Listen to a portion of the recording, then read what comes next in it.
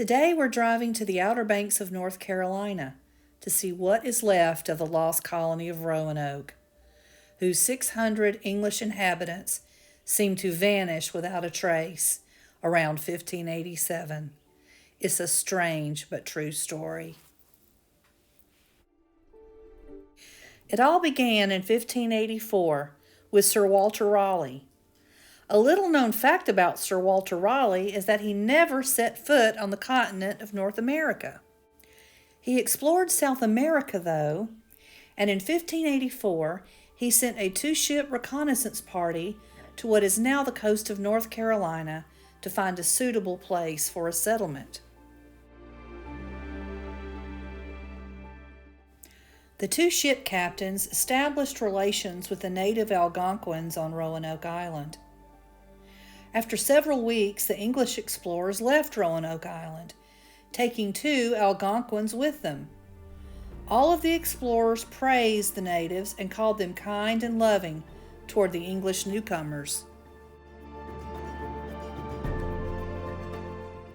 The next year, Raleigh dispatched 7 ships carrying some 600 people to Roanoke Island. He named the land Virginia. His hope was to establish a colony for England, find precious metals, and establish a base for raiding Spanish ships. The soldiers in the expedition built this earthen fort. Its remains can be clearly seen today. Things didn't go very well during the second expedition. The colonists increasingly depended on the natives for food, and the natives began to die from European diseases. Then, suspecting a conspiracy to rid the island of the English, the expedition's commander, Ralph Lane, killed the Algonquin chief Wingina.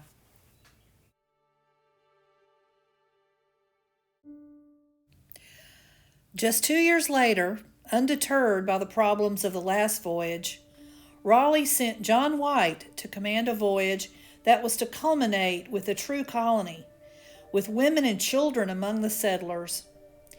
It was planned to be located on the Chesapeake Bay. For whatever reason, the settlers never got to the Chesapeake Bay area. They stayed at Roanoke and made do with the dwellings left behind by the 1585 colonists. On August 18, 1587, a child was born in the colony. Virginia Dare was born to settlers Ananias and Elenora Dare. She was the first English child born in North America. Also, she was the granddaughter of John White, their leader. She was born into a rapidly deteriorating situation.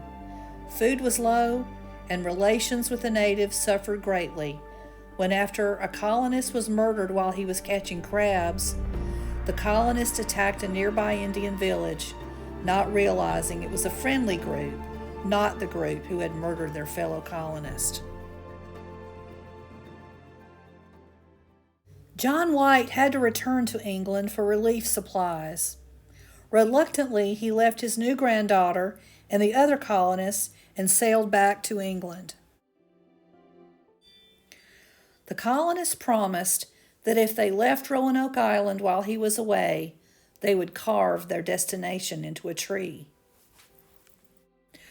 Unfortunately, it was 3 years before John White could return to Roanoke Island. Many obstacles caused delay after delay, and he returned to find only the letters Croatoan carved into a post and CRO carved into a tree. The colonists were gone, their dwellings damaged. Some reports say the dwellings were dismantled, seemingly on purpose. Anyway, they were gone, and no trace has ever been found of them.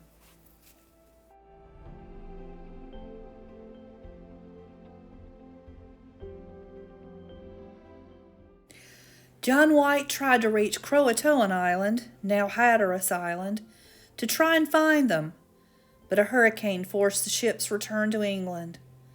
The colonists' fate remains a mystery.